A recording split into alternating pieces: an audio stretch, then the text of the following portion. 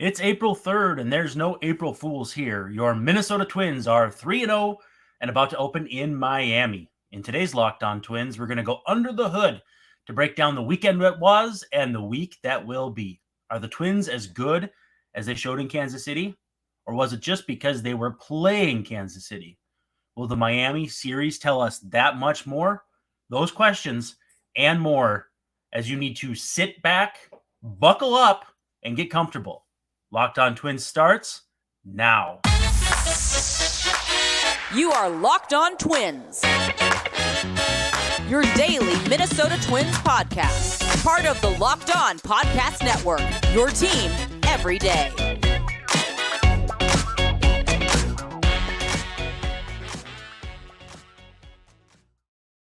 And hello again. Thank you for making Locked On Twins part of your listening day every day and your first listen every day. We're free and available wherever you get your podcasts and on YouTube. And of course, we are part of the Locked On Podcast Network, which is your team every day.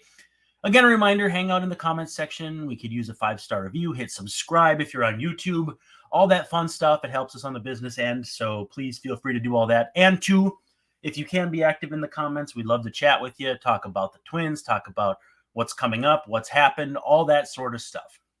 Now, before we get into today's program, today's episode is brought to you by Ultimate Baseball GM. And if you've ever dreamed of being an MLB GM, this is the game for you. It's maybe not as in-depth as OOTP, but pretty close. If you want to download the game, you can either go to ultimatebaseballgm.com or find it in the App Store on your phone. Our listeners get a 100% free boost to their franchise when they use the promo code Locked On in all caps in the game. Again, highly recommend it. If you have ever fancied yourself as a baseball GM, this is the game for you. Excuse me. So let's dive right in. The Twins swept the Royals, which is amazing to be able to say. Some people have been of the mind that, of course they did. They should have. It was the Royals and Tigers, the two teams that are expected to bring up the rear in the Central, are both winless. So the Twins took care of business, but it should have been business as expected. I'm not totally sure I buy into that as a rationale for kind of knocking down how the Twins performed.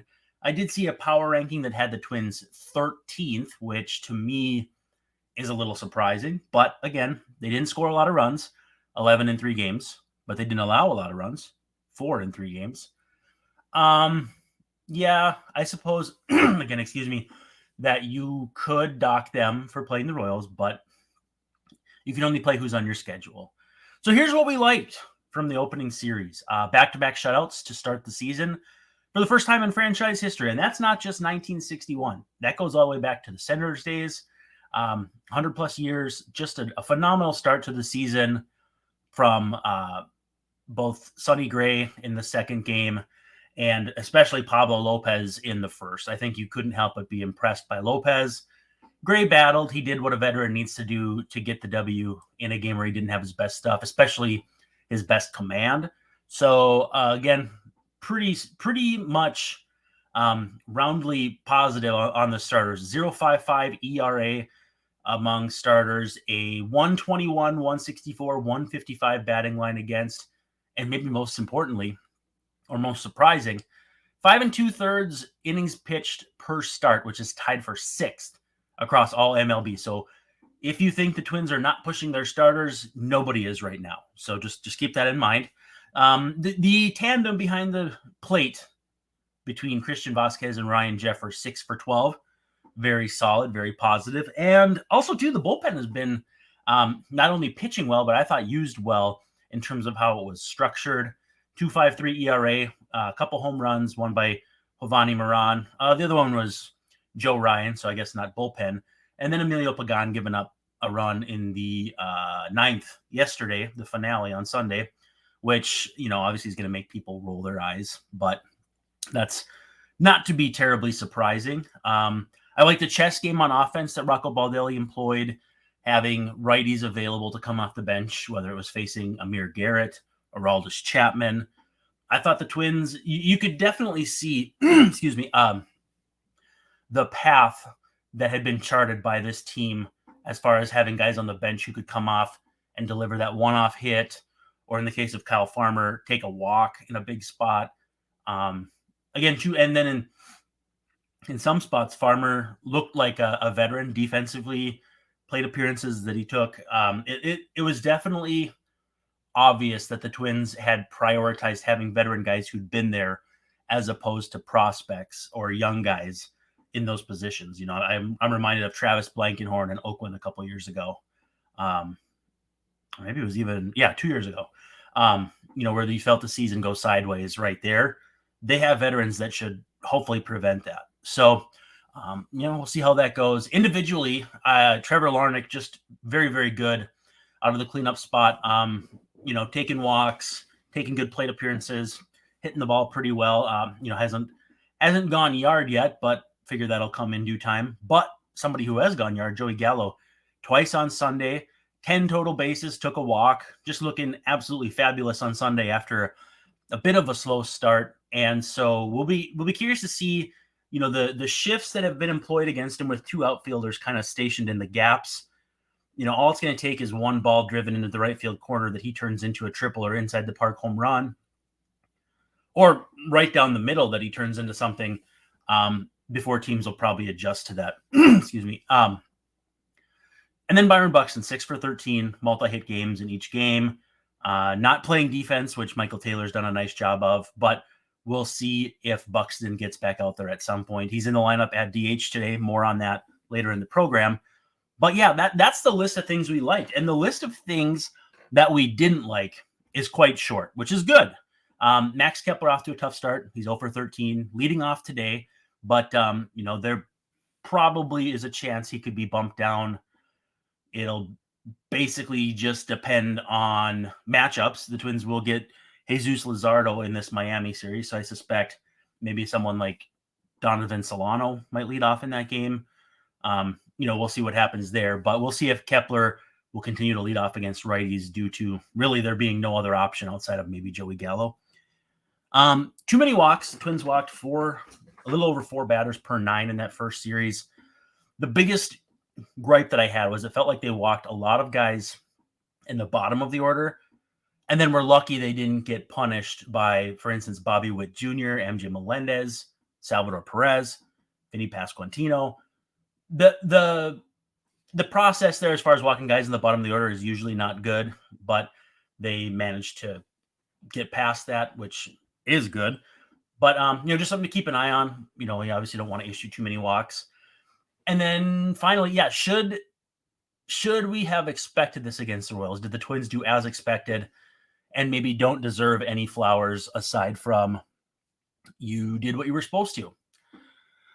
And, I see the point. The Royals are in a team in transition, and you didn't see Brady Singer, who's, I think, their best starter. But at the same time, it was on the road, which, it's not easy to go down to the K and sweep the Royals. But, again, it's the Royals. I don't know what's fair. And I would love to hear people's comments in the comment section as far as how they feel about that, because I think that's a big reason why that was why they were 13th in the power rankings despite being unbeaten. Obviously, the Guardians handled the Mariners pretty well, but did take a loss. But since it was the Mariners, they're a little higher up in the power rankings. I think they were 9th. Again, I keep going back to the fact, though, that it was on the road. So, to be fair, I still think the Twins deserve a fair amount of credit, if not a ton. All right. If you are looking for a protein bar that tastes delicious, the Built Bar is for you. Go to BuiltBar.com and use promo code LOCKEDON15. You'll get 15% off your next order. I am hearing absolutely phenomenal things about the cookies and cream. So I got to get on that. I got to get mine picked out. Still waiting on that. But I've only heard good things. They're delicious. They're nutritious, et cetera, et cetera. It is a phenomenal product, and we're very glad to have them hanging out with us here on Locked On. Now, let's take a look at some of the different happenings outside of Between the Lines. Well, technically, this is Between the Lines, but there's two tweets from Jeff Passan this morning that I want to emphasize and kind of just branch off from. The first he had, and this was tweeted a little earlier today, about 10:30 our time, said the first 4 days of the MLB season by the numbers. Time of game down by 31 minutes from 3:09 to 2:38. Batting slash line is up from 230, 308, 374 to 245, 323, 392. Stolen bases are up from 29 of 43 to 70 of 84. So that's not just bulk, but also 67.4% to 83.3%. And then pitch clock violations less than 1 per game. So 40 in 50 games, so 0.8 per game. And then these are his quick takeaways, and then I'll have mine. Yes, please, as far as more than a half hour shaved off and more offense, more action. Almost all the offensive gains have come from singles, which, sure, put the ball in play. And I think that actually dovetails nicely with number 3. With stolen bases so high, teams are going to run more, which will bring the success rate down. But singles and steals, it's a way of replicating a double, especially if you have guys who steal at or above around 75%, depending on what the run environment looks like. And then, below 1 violation per game is also great. And that was my biggest gripe with this whole thing was, what is it going to look like violation-wise? And there's been some kind of screwy back and forth stuff. I know a plate appearance with Cal Raleigh, Big Dumper, the Mariners catcher. The pitcher and the hitter didn't look at each other in the right sequence. And then there was something about, you have to make that eye contact, but within a certain amount of time. And it's kind of a dance that, that caused that created some confusion. And so I'm curious to see, what that will look like moving forward. But less than 1 violation per game is certainly a positive. And I think, I have to say it, I think it's actually solving the problem it's trying to solve, which I was very skeptical of. If you heard me on different radio hits, if you heard me on different podcasts and all that stuff, I wasn't totally sure that the bumps in the road right away would be this easy to stomach. And so I'm glad. I'm absolutely glad that has been the case. Now for something fun today, and I'm getting this from Fox 9, but you could pretty much get it anywhere there's a media outlet here in the Twin Cities. But the Twins unveiled new Target Field foods, and there's some fun ones. Let's just do a rundown. The main concourse, you can find Minnesota-made official fried chicken. And again, too, if you're watching on YouTube, you can tell that I'm going to be all about this new food stuff. Minnesota-made official fried chicken. You get a 4-piece fried chicken, chicken tenders, or chicken sandwich and fries. Union Hmong Kitchen is Kramarchik's Hmong sausage and a rice bowl, which sounds terrific. Johnny Pops, which are also Minnesota-made. Basically a popsicle with real fruit or very good ingredients, healthy ingredients. My daughter loves them, so highly recommended. Chicken or steak Philly sandwich, thinly sliced meat with onions and peppers, just like you want it with the cheese sauce. I don't know if it'll make anybody forget about Philadelphia, but Mega Pretzel, which is a super pretzel, but bigger. Sounds phenomenal. A beer bat, which is a souvenir baseball bat filled with an ice-cold beer. Again, sounds wonderful. Waffles and more. Chicken and waffles with berries, Belgian waffles, local syrup. Again, a very diverse offering that I've never seen at the park before. Wine carafe, so wine, champagne, mimosas, if that's your flavor, other than beer for adult beverages at the ball game. Also, Soul Bowls, which is going to be Junior Gong Jerk Chicken Bowl, which is jerk chicken thighs with pineapple jerk sauce, sweet plantains, and yellow rice, which sounds amazing. Or a Queen Bee lemonade pouch, so something to wash it down with. Also, these are some other food and drink options that you'll find in the bars and restaurants at the park. Loaded potatoes, so that's red potatoes covered with cheddar cheese, sour cream, bacon, and scallions in the Truly deck. Cochinita sliders, which is pork wrapped in banana leaves and braised in adobo on Hawaiian sweet rolls with habanero pickled red onion and tequila pickles. Also in the Truly deck, That sounds amazing. Also amazing, the banh mi sandwich in the Truly Deck, which is seared pork belly and all the vegetables that you'd expect. Mrs. Parker Donut Peach Cobbler is a yeast donut from Soul Bowl with peach cobbler filling and ice cream. Caramel drizzle and crushed vanilla wafer. Sorry, my mouth is watering. It sounds just too good to be true. That's also in the Truly Deck. The T-Rex cookie, you can get a chocolate chip or monster cookie available at Gate 34, the Delta Club, the Truly Deck, and then also the Healthcare Suite Level. O'Shaughnessy Distilling Cocktails, Not Honey Crisp and Whiskey Soda.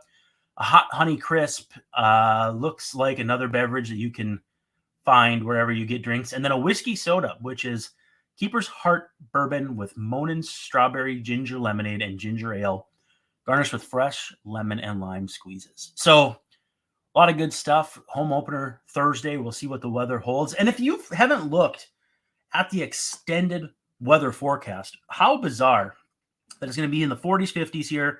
And then like the last day of the 10-day forecast, it's 80 degrees.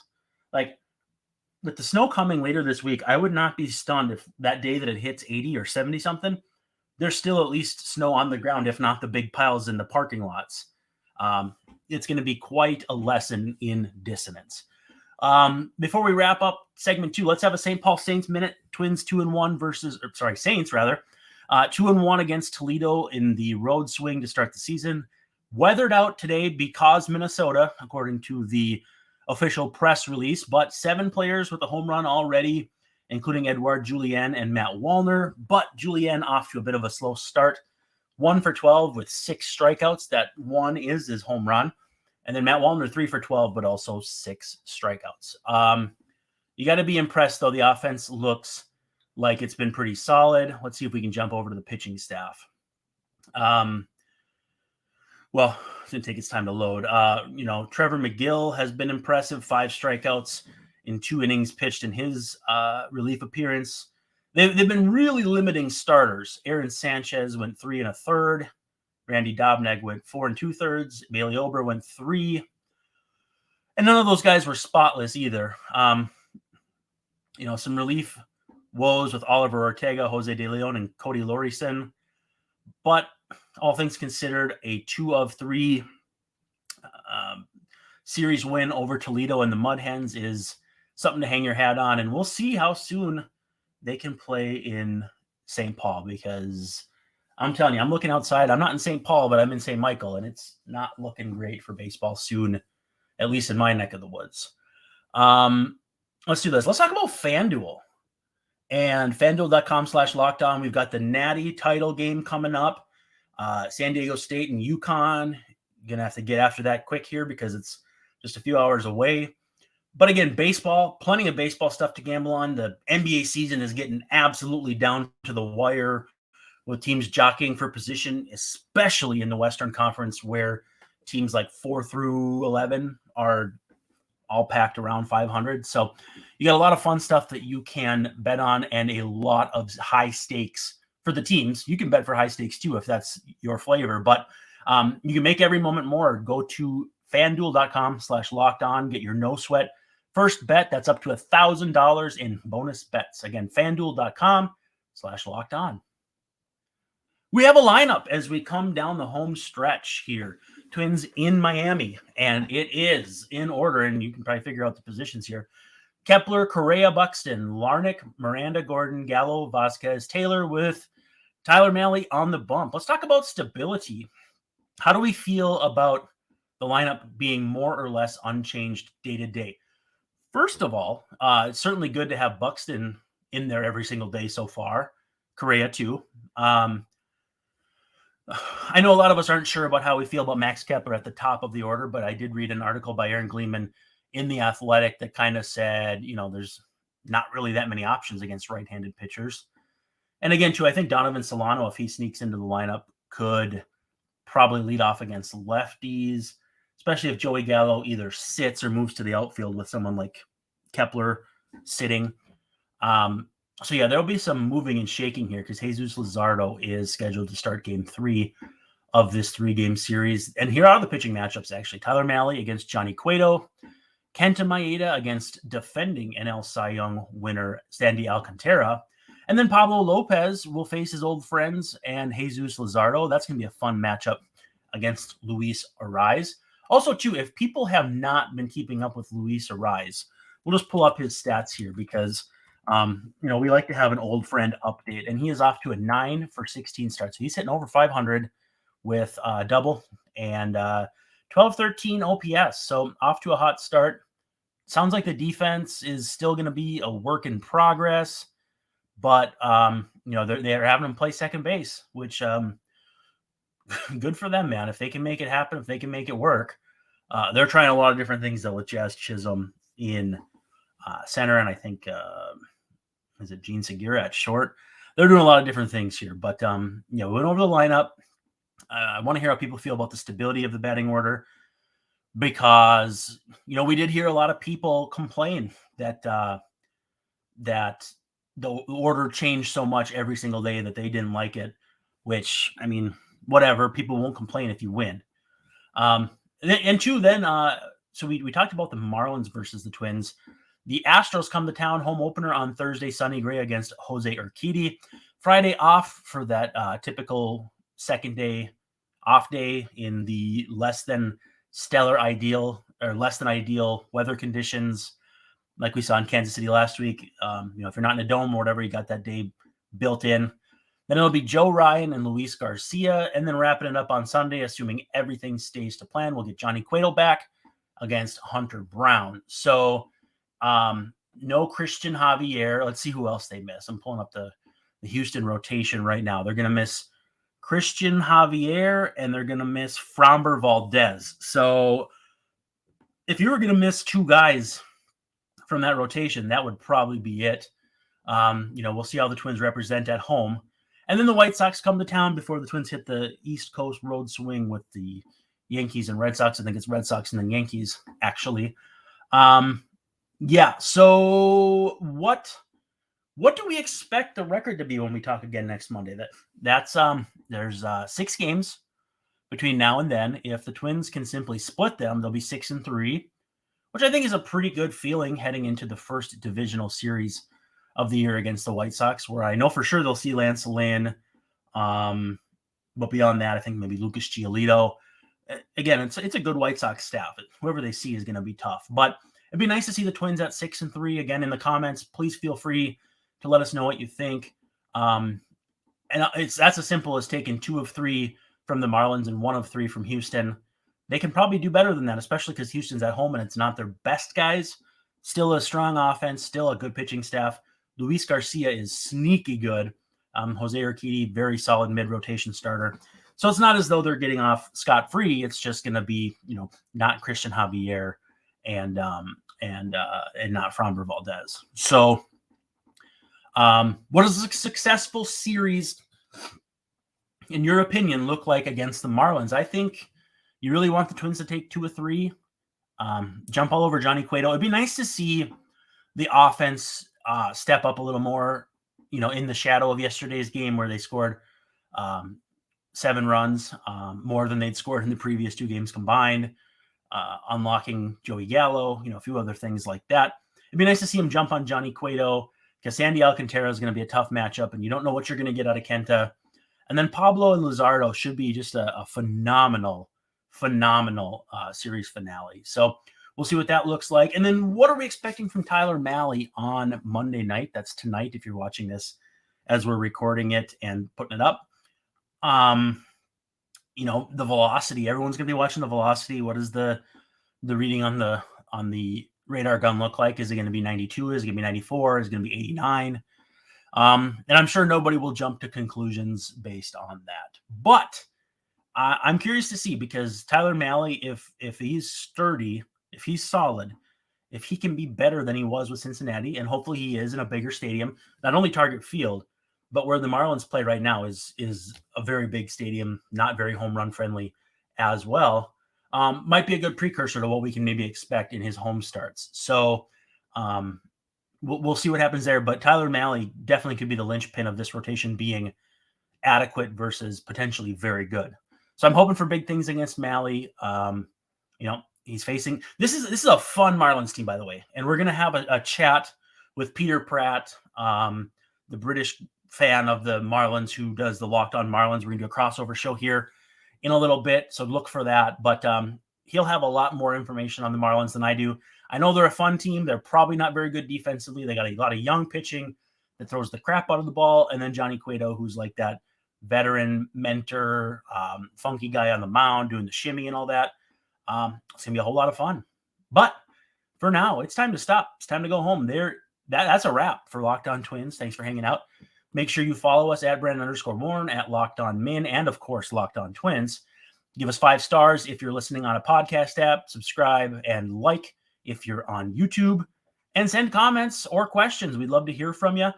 Thank you again for making Locked On Twins your first listen. This is Brandon Warren signing off, saying thank you so much, and don't forget to stop by tomorrow.